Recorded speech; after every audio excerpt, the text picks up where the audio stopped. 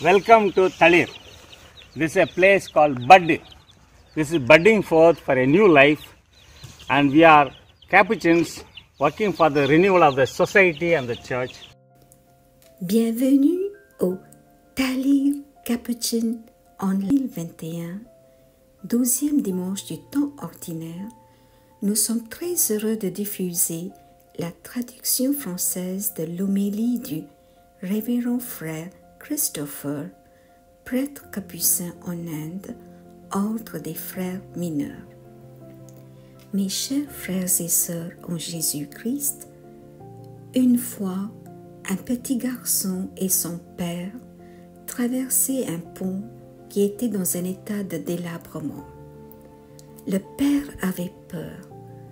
Il dit alors à son fils, « Mon garçon, s'il te plaît, tiens ma main pour ne pas tomber dans la rivière. » Immédiatement, le petit garçon répondit, « Non, papa, plutôt toi, tu tiens ma main. » Pourquoi? Quelle est la différence entre toi qui tiens ma main et moi qui tiens la tienne? A demandé le père. Bien sûr, il y a une grande différence, a répondu le petit garçon et il continua. Si je tiens ta main et qu'il m'arrive quelque chose, il y a de gros risques que je laisse aller ta main. Mais si toi tu me tiens la main, je sais avec certitude que quoi qu'il arrive, tu ne lâcheras jamais ma main. Le père était d'accord et avec joie, les deux ont traversé le pont en toute sécurité. Oui, chers amis en Jésus-Christ, nous sommes tous sans doute du côté le plus sûr, tout en étant dans l'étreinte des mains paternelles de Dieu. C'est ce que nous lisons dans le livre du prophète Ésaïe 59:1. Non, le bras du Seigneur n'est pas trop court pour sauver, ni son oreille trop dure pour entendre. Dans la première lecture d'aujourd'hui, nous voyons Dieu donner l'assurance de sa protection divine à Job, qui est vraiment désespéré. Dieu semble lui dire, « Ne panique pas, car je suis le maître de l'univers et tout est parfaitement sous contrôle. » C'est le même message que Dieu donne à chacun de nous dans le temps des rudes épreuves. Oui, nous devrions être convaincus de la vérité que notre Dieu est plus grand que nos problèmes et il peut les résoudre en un rien de temps. L'évangile d'aujourd'hui commence par l'invitation de Jésus à ses disciples bien-aimés. Passons sur l'autre rive. Pourquoi le dit-il? La raison tenait au fait que le ministère de guérison de Jésus sur place gagnait remarquablement de l'élan et ont finalement instauré renommée et popularité. Les disciples de Jésus commençaient à se complaire et souhaitaient même s'attarder au même endroit.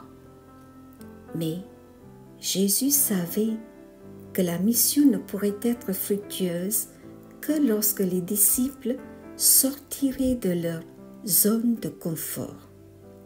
C'est pourquoi Jésus, en tant que maître sage, veut immédiatement les emmener loin de là pour leur enseigner une leçon opportune. Que leur vie en tant que disciples ne serait jamais un lit de roses, mais plutôt un chemin de croix. Puis vient l'épisode où Jésus apaise la violente tempête. Mes amis, cet événement souligne clairement le fait amer que les disciples, bien qu'ayant été avec Jésus tout le temps, n'avaient pas encore une confiance absolue en lui. Cependant, l'incident de la tempête permet aux disciples de comprendre pour la première fois la véritable identité de Jésus en tant que Fils de Dieu et leur propre vulnérabilité. Leur fierté de réussir dans leurs efforts missionnaires est délibérément altérée ici et ils comprennent alors leur incapacité en tant qu'individus dépourvus du Christ. Combien les paroles de Jésus sont vraies en Jean 15, 5. En dehors de moi, vous ne pouvez rien faire. Nous savons enfin que la plupart des disciples de Jésus étaient eux-mêmes des pécheurs habiles. Mais ils ne pouvaient pas gérer pour autant la tempête sans l'aide de Jésus. C'est à ce moment-là qu'ils ont compris que leur expertise dans le domaine ne fonctionne pas toujours.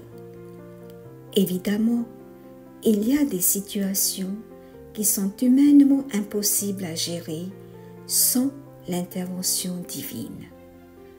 On dit souvent, là où les efforts humains s'arrêtent, que commence le projet divin.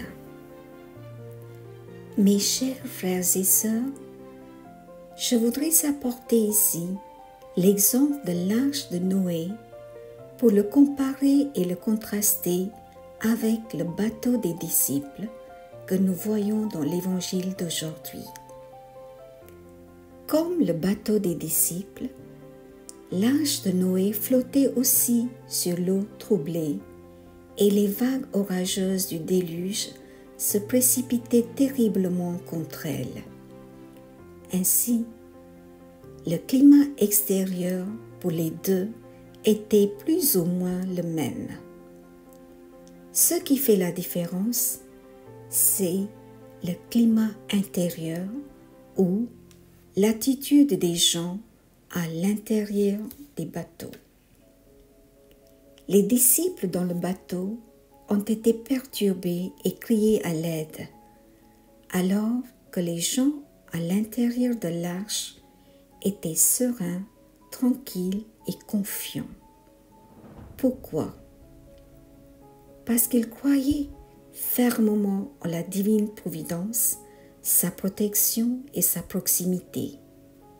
Évidemment, c'est la foi qui fait la grande différence dans la vie de chacun. Il est inutile de dire ici que pour un croyant, Dieu est plus grand que ses problèmes. Quelle leçon de vie pouvons-nous tirer de la liturgie d'aujourd'hui? Tout d'abord, Dieu veut que chaque situation difficile à laquelle nous sommes confrontés s'avère être une occasion pour grandir et non pas simplement un passage mécanique pour traverser nos problèmes. Les problèmes sont courants, mais notre attitude à leur égard fait la différence.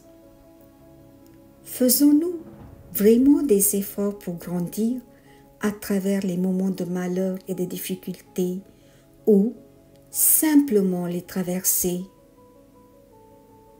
Chers frères et sœurs en Jésus-Christ,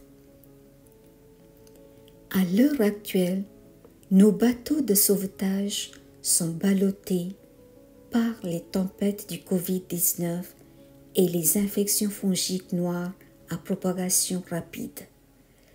D'après les médecins, de nombreuses victimes infectées meurent de stress, de peur excessive, d'anxiété et de désespoir.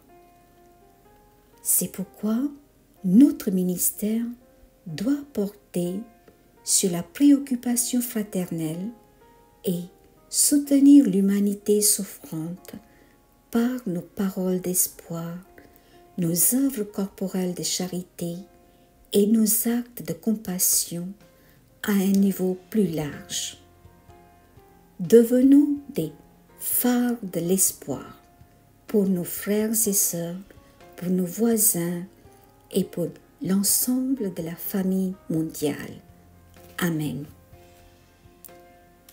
Bien chers sœurs et frères en Christ, continuons à prier la prière de 5 minutes pour notre délivrance de la pandémie du Covid-19 tous les vendredis pendant 5 minutes de 20h à 20h05. Pendant ce temps, priez pour que cette épidémie prenne fin au plus tôt. Priez pour les personnes atteintes de la Covid-19 et si possible, avec des noms, et priez pour elles pendant une semaine. Plus tard, vous pouvez leur envoyer un message ou les appeler pour les soutenir. Prions pour les intentions suivantes. Confions-les au Seigneur par l'intercession de la Sainte Vierge Marie. Prions pour les auditeurs de ce message. Prions pour le pape, pour les évêques, qu'ils soient guidés dans les difficiles décisions qui leur reviennent. Prions avec le pape François pour les jeunes en route vers le mariage. Prions pour les femmes enceintes.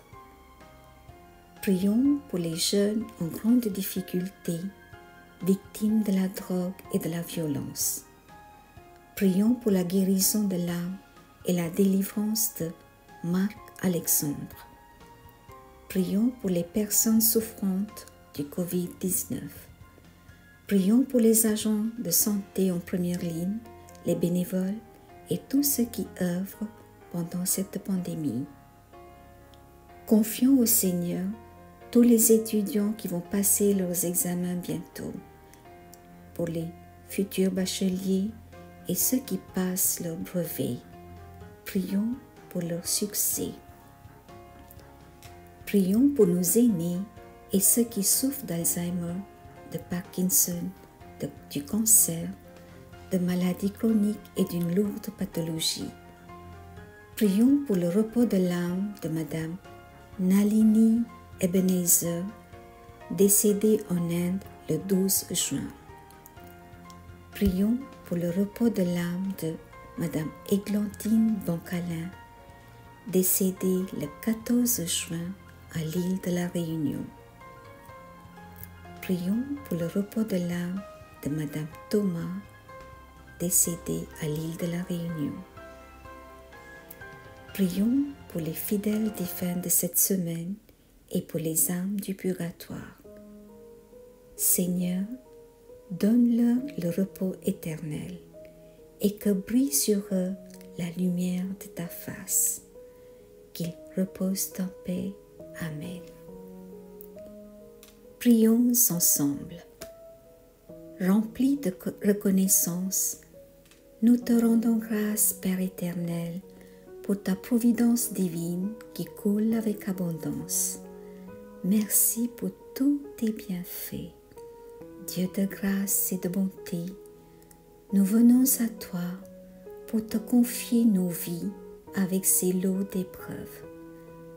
Dans les tempêtes et les tourbillons orageux de nos vies, accorde-nous la grâce de comprendre que tu es plus grand que nos problèmes et que tu es toujours présent avec nous. Tu réponds à nos cris et tu viens apaiser et calmer nos tempêtes et résoudre nos problèmes. Seigneur Jésus, tu es notre lumière et notre espoir. Avec toi, nous pouvons surmonter nos épreuves dans la paix et dans la confiance. Seigneur, en cette période d'incertitude et de désespoir due à la pandémie du Covid-19, aide-nous à persévérer dans la foi et à garder l'espoir en ton Fils Jésus-Christ. Remplis-nous de toutes les grâces dont nous avons besoin pour devenir de véritables phares de l'espoir pour nos frères et sœurs de la communauté humaine. Amen. Je vous remercie. Joyeuse fête des pères à tous les papas et les futurs papas. Bon dimanche à tous. Soyez bénis.